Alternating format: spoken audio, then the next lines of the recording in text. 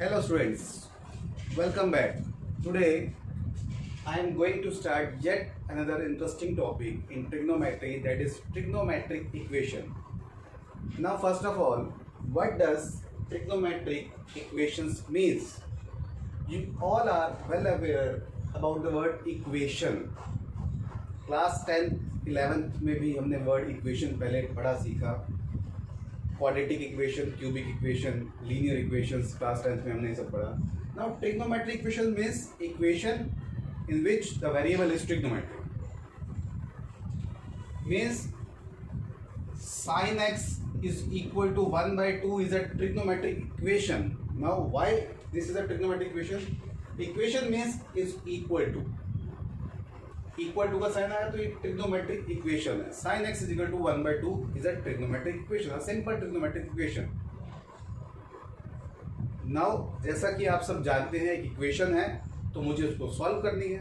Solve करने का मतलब क्या हुआ, इस पर्टिकुलर केस में जहाँ वेरिएबल हमारे पास एंगल x है, x की कौन कौन सी वैल्यूज के लिए ये सेटिस्फाई होगा, that is for the solution of this trigonometric equation. Categorise करते हैं इसको, दो कैटेगरी में करते हैं हम. क्या? First is principal solution and second one is general solution. Principal solution and general solution कहने का मतलब इस ट्रिग्नोमेट्रिक इक्वेशन का प्रिंसिपल सॉल्यूशन फाइंड करने के लिए बोला जाएगा, या सॉल्यूशंस मोर देन वन हो सकता है, या फिर जर्नल सॉल्यूशंस. क्या डिफरेंस है इन दोनों में? क्वाड्रेंट वाइज जब मैं आपको पढ़ा रहा था, सिखा रहा था, समझा रहा था, तो ये बताया था कि चार में से दो क्वाड्रेंट ऐसे होते हैं जिसमें कोई भी टी रेशियोज, कोई भी means sine cos tan cosec sec cot, मैं इनकी बात कर रहा हूँ, दो क्वाड्रेंट में पॉजिटिव होंगे और दो में नेगेटिव होंगे. तो ये वैल्यू हमारी आइदर पॉजिटिव या नेगेटिव कुछ गिवन में होगी. Now sine x is equal to 1/2. Principal solution means 0 to 360. 0 to 360 by default ये रेंज है हमारे पास एक 0 to 360. 0 to 360 में साइन एक्स की वैल्यू 1/2 कब कब आती है, मुझे वो वैल्यूज चाहिए. वो वैल्यूज को मैं क्या बोलूँगा? Principal solution. नाउ आंसर देने से पहले मुझे इतना तो पता है कि ये दो क्वाड्रेंट ही होंगे जिसमें साइन की वैल्यू 1/2 होती है, और इन दो क्वाड्रेंट में आने की वजह 1/2 नहीं है, इसके आगे लगा हुआ प्लस का साइन है. कोई साइन नहीं है तो प्लस है. After school to college, after school first and second quadrant में साइन पॉजिटिव होता है, तो मेरे जो दो आंसर्स आएंगे इसके अंदर वो फर्स्ट और सेकंड क्वाड्रेंट से बिलोंग करेंगे. इनडायरेक्टली मैं ये भी कह रहा हूँ कि प्रिंसिपल सॉल्यूशन में हर एक टी रेशियो के दो आंसर्स आएंगे. इवन वो जीरो आएगा जो ना तो पॉजिटिव होता है या नेगेटिव होता है, तब भी दो आंसर आते हैं. क्योंकि अगर आपको याद हो, ये बताया था साइन एक्स इस हॉरिजॉन्टल लाइन पे जीरो होता है, मतलब 0 डिग्री पर, और पाई पर या 180 पे. तो जहाँ साइन जीरो होगा वहाँ टैन भी जीरो होगा. वाई? क्योंकि टैन थीटा जो है वो sine upon cos, numerator zero है तो पूरी वैल्यू जीरो. सिमिलरली इस वर्टिकल एंगल पे हमारे पास, वर्टिकल एंगल पे क्या होगा, हमारे पास कॉस जीरो होता है. π/2 के ऑड मल्टीपल्स π/2 एंड 3π/2, ये दो वैल्यूज है हमारे पास जिस पे जीरो होता है. तो जहाँ कॉस जीरो होगा वहाँ कॉट जीरो होगा, क्योंकि कॉट थीटा क्या होता है हमारे पास, कॉस अपॉन साइन. तो प्रिंसिपल सॉल्यूशन के दो आंसर्स आएंगे. उन दो आंसर्स को कैसे फाइंड करूंगा मैं? एक तो बहुत इजी है, sine X equal to sine π/6 और 30 डिग्री. 30 डिग्री भी 1/2 होती है, तो एक्स की वैल्यू क्या हो गया, π/6. एक वैल्यू तो π/6 या 30 डिग्री हमने फाइंड कर ली. दूसरी वैल्यू सेकंड क्वाड्रेंट में आएगी. नाउ सेकंड क्वाड्रेंट में जाने के लिए मैं क्या करूंगा, इसको पाई में से माइनस कर दूंगा, पाई माइनस π/6. नाउ पाई में से माइनस क्यों किया?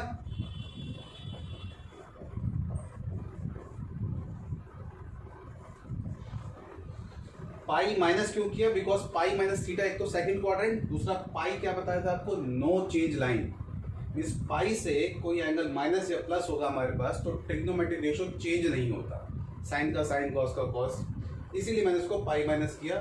तो प्रिंसिपल सॉल्यूशन हमारे पास ये दो वैल्यूज आए. One value is π/6, other is 5π/6. बस हमारा आंसर हो गया. प्रिंसिपल सॉल्यूशन के हमारे पास आंसर हो गया.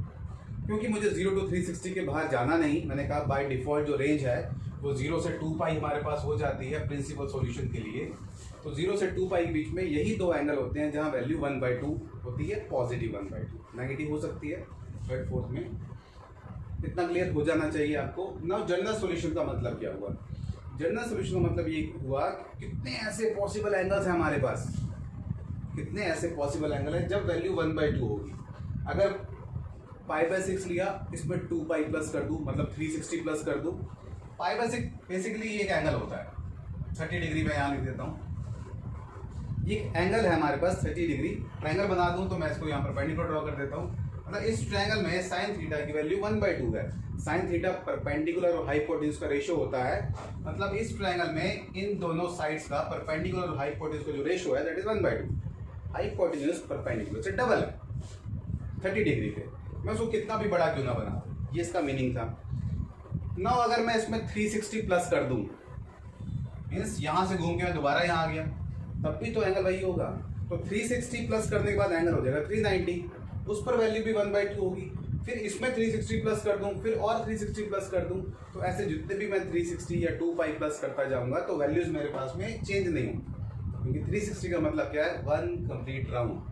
360 के जितने भी इंटीग्रल मल्टीपल्स हैं हमारे पास में 1 2 3 4 5 करके, वो सब क्या होते जाएंगे, मैं दोबारा वही का वही पहुंचता जाऊंगा। तो जर्नल सॉल्यूशन सेकंड है, जर्नल सॉल्यूशन। उसके लिए if sin x is equal to sin y, if sin x equal to sin y, तो हमारे पास आंसर क्या होता है, x is equal to n pi plus -1 की power n into y, where n belongs to an integer. Now ये एक type का एक और फॉर्मूला है आपके पास। sin x अगर sin y के इक्वल हो तो x क्या है, n पाई प्लस -1 की power n y, where n belongs to an integer. एक इंटीजर 1 2 3 0 -1 -2 पुट करूं। अब जब मैंने आपसे ये बताया कि मैं 360 प्लस करूं तो मैं यहाँ पहुंच जाऊंगा, उस पर 360 फिर यहाँ पहुंच जाऊंगा, तो ये जनरली मैं फर्स्ट और सेकंड क्वाड्रेंट में ही पहुंचूंगा इस रिलेशनशिप से। कैसे, हाउ? अगर मैं इसी का जनरल सॉल्यूशन निकालूं, now x is x, y is π/6, मेरा आंसर हो जाएगा x is equal to n pi plus -1 की power n π/6, where n belongs to integer. Put नहीं करना वैसे तो यही हमारा आंसर हो गया जनरल सॉल्यूशन का, दिस इज द आंसर। लेकिन अगर उसको क्लियर करना चाहें हम, n की वैल्यू 0 पुट करो, इंटीजर बोला, इंटीजर 0 भी होता है, 0 पुट करो, ये पूरा 0 हो जाएगा, -1 की पावर 0 1 होता है, तो π/6, तो x की वैल्यू आएगी π/6 जो हमने फाइंड किया। अगर मैं 1 पुट करता हूँ, answer will be pi minus π/6, मतलब सेकंड क्वाड्रेंट 5π/6। 2 पुट करता हूँ, 2 पाई, ये प्लस हो जाएगा, -1 का स्क्वायर, 2 पाई प्लस π/6, अगेन मैं फर्स्ट क्वाड्रेंट में पहुंच गया। 3 पुट करूंगा, 3 पाई माइनस π/6, अगेन मैं यहाँ पहुंच गया। तो ऐसे यानी कि मैं डिफरेंट वैल्यूज के लिए ऑलवेज इन दो क्वाड्रेंट में ही पहुंचूंगा इस रिलेशनशिप से। That is why this called the general solution. Principal solution, general solution. Clear हो गया होगा आपको क्या होता है। नाउ ये जो relationship sin x equal to sin y का बताया, हर ट्रिग्नोमेट्रिक रेशियो का अलग अलग होता है। अलग अलग से क्या मतलब है, अगर cos आएगा तो क्या होगा, tan आएगा तो क्या होगा, cos x sec और cot तो इनसे ही बन जाते हैं। ये भी बहुत छोटा सा जरूर बताऊंगा क्या मतलब होता है। तो प्रिंसिपल सॉल्यूशन क्लियर था, 0 to 2 पाई के बीच में जितने एंगल्स होंगे पॉजिटिव होंगे तो पॉजिटिव के अकॉर्डिंग क्वाड्रेंट, और नेगेटिव होगा तो नेगेटिव के अकॉर्डिंग क्वाड्रेंट भी बनेंगे। जनरल सॉल्यूशन के लिए एक फॉर्मूला बताया, बाकी देखते हैं क्या होता है हमारे पास।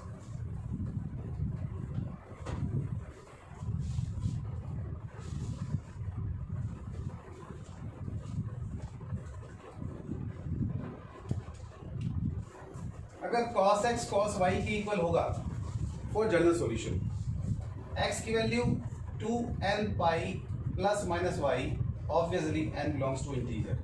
तो ये आपको लर्न करना है, याद करना है। cos x अगर cos y के इक्वल आया तो हम क्या कैसे लिखेंगे। Now if tan x is equal to tan y, then x is equal to n pi plus y, where n belongs to integer. ये tan x tan y के इक्वल आया, तो आपको ये तीन ही लर्न करने हैं, sin x equal to sin y, cos x equal to cos y, tan x equal to tan y। बाकी दिन का क्या हुआ, अगर cosec x is equal to cosec y, ऐसा कुछ क्वेश्चन आता है। Cosec x is equal to 1 upon sine x, cosec y is equal to 1 upon sine y, cross multiply करूंगा तो sine y is equal to sine x। तो again मैं कहाँ पहुंच गया, sine x equal to sine y।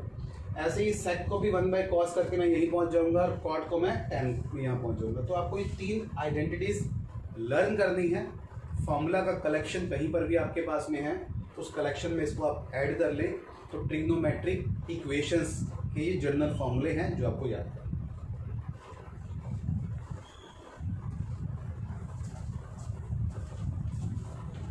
Now again अगर sine x की value 0, sine x हमें 0 गिवन में है तो मुझे नीड नहीं है कुछ ऐसा करने की, मैं डायरेक्ट लिख सकता हूं। अगर ध्यान हो तो आपको ये बताया था क्वाड्रेंट में ये जो हॉरिजॉन्टल लाइन है हमारे पास, यहाँ पर साइन 0 होता है तो मैं क्या लिख दूंगा इसको n पाई। x क्या है n पाई, बस n पाई का मतलब ये सभी इसमें आ जाएंगे। 0 पुट करूंगा 0, 1 पुट करूंगा पाई, 2 पाई, 3 पाई, 4 पाई, 5 पाई, ये सब इसी की वैल्यूज है। तो अगर साइन x 0 है तो मैं डायरेक्ट क्या लिखूंगा, x equal to n pi where n belongs to an integer. Similarly tan x 0 होगा तो again x equal to n pi. Why? Because tan x 0 होने का मतलब क्या है, साइन 0 होना। tan x sine upon cos होता है, तो जहाँ साइन 0 होगा वहाँ tan 0 होगा, या ये कहूँ tan का 0 होना तभी पॉसिबल है जब साइन x 0, क्योंकि cos 0 होने से tan 0 नहीं बनेगा, वो नॉट डिफाइंड की कैटेगरी में चला जाएगा। नेक्स्ट हमारे पास में जब cos x की वैल्यू 0 होगी तो ये बताया था वर्टिकल लाइन पे, वर्टिकल लाइन क्या थी, पाई बाय 2 के ऑड मल्टीपल्स। तो x की value 2n plus 1 pi by 2, तो इसको भी आपने डायरेक्ट करना है। इसको भी मुझे इस फॉर्मूले में पुट नहीं करूँगा तब भी सेम आंसर आएगा, बट इसको हम जनरली ऐसे लिखते हैं कि पाई बाय 2 के odd multiples 2n plus 1 pi by 2 जब cos x की वैल्यू 0 है, where n belongs to an integer। sin x, cos x, tan x।